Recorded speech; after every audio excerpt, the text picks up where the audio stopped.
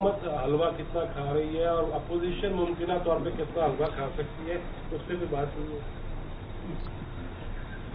Opposition 20 तारीख को बैठ रही है, जो उन्होंने तय करना है कि वो किस कदर हलवा खाने के मूड में है, वरना फिर तो सारा का सारा हलवा जो है वो हुक्मरानों के लिए रह जाएगा। लाहौर वाक़ये पर जो सरेआम फांसी का मुतालबा हो रहा है, उस पर आपका और आपकी जमात का क्या मकसद है? देखिए, इस मुल्क में कौन सी चीज महफूज?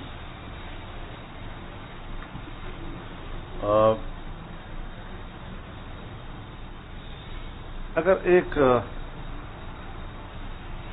खातून की इज्जत और नामूस, उसकी जान वो महफूज नहीं है, और इस किस्म के अनासर जो सरेराह एक खातून की हुर्मत पर डाका डालते हैं, फिर क्या तवक्को रखी जा सकती है? बेरोजगारी तो पहले से ही, महंगाई भी उरूज पर, रुपए की कदर भी जमीन बोस, मईशत भी जीरो से नीचे चली गई, और अब इस मुल्क में एक आम खातून की इज्जत भी महफूज नहीं है। शर्म आती है आदमी को कि इस किस्म के वाकयात को देखकर भी हमारी जुबान पर लफ्ज आता है रियासत मदीना का, इस वक्त खाक राबा आलम पाक। अब जाहिर है कि ऐसे वाकयात के लिए हमारे पास कानून है, हमारे पास इदारे हैं, हमारे पास कोर्ट्स हैं। अब उनका फर्ज बनता है कि वो इस किस्म के वाकयात को संजीदगी से लें और फिर करार वाकई ऐसे अनासर को सख्त सजा दी जाए, इस तरह कि वो आने वाली नस्लों के लिए इबरत का निशान बन जाए। तो ऐसे वाकयात पर इंसान सिवाय इसके और क्या कर सकता है कि रियासत बेबस है, और जो जिम्मेदार लोग हैं वो अपनी जिम्मेदारी से पहलूतही करने के लिए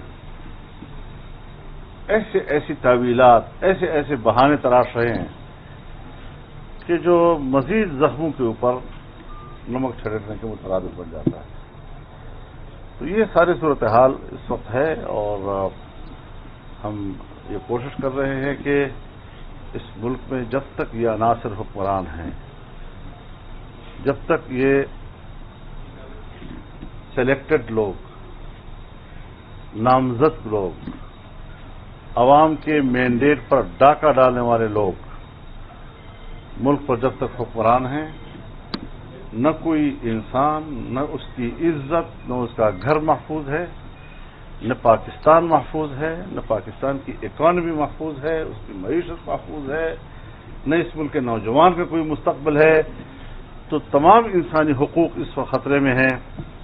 अजीब तस्वुर तो ये है कि आज सर बाजार अकीदे खत्म नबूवत का इनकार, नामूसी रिसालत पर हमले, सहाबा किराम और अहले बैत अतहार के बारे में क्या क्या ज़बानें इस्तेमाल हो रही हैं, और हम कहते हैं साहब ये बस मजहबी इशू है। कोई मजहबी इशू की बात नहीं है, ये पाकिस्तान का कानून है। नामूसी रिसालत और पाकिस्तान का आईन उसकी ज़बान है।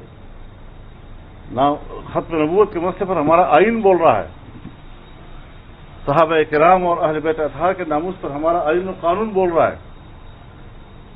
तो क्या ये कानून हाथ में लेने वाली बात नहीं? और जब कोई शख्स कानून हाथ में लेता है तो फिर मुझे आगे बढ़कर उस पर हाथ डालना है या रियासत को?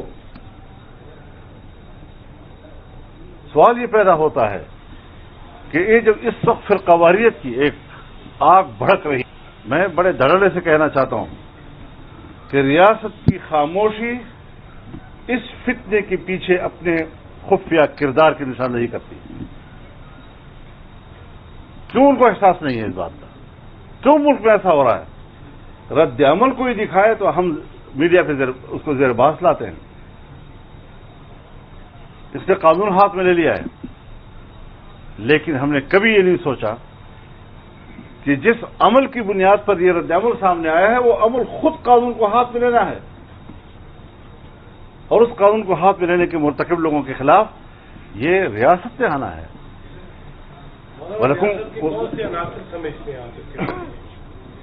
ریاست ایک مجموعے کا نام ہوتا ہے، قانون کی خلاف ورزی کرتا ہے، تھانے دار سے لے کر جرنیل تک تمام لوگ تنخواہیں لیتے ہیں اسی چیز کی۔ ملک کو باہر سے خطرہ ہے، سرحدات غیر محفوظ ہو گئے تو اس کے لیے ہماری فوج ہے، داخلی طور پر ہماری مشکلات ہیں، جرائم پیشہ عناصر ہیں، اس کے لیے ہماری وزارت داخلہ ہے، اس کے تحت جو ہے ہمارے ادارے ہیں، اس کے ساتھ پولیس ہے۔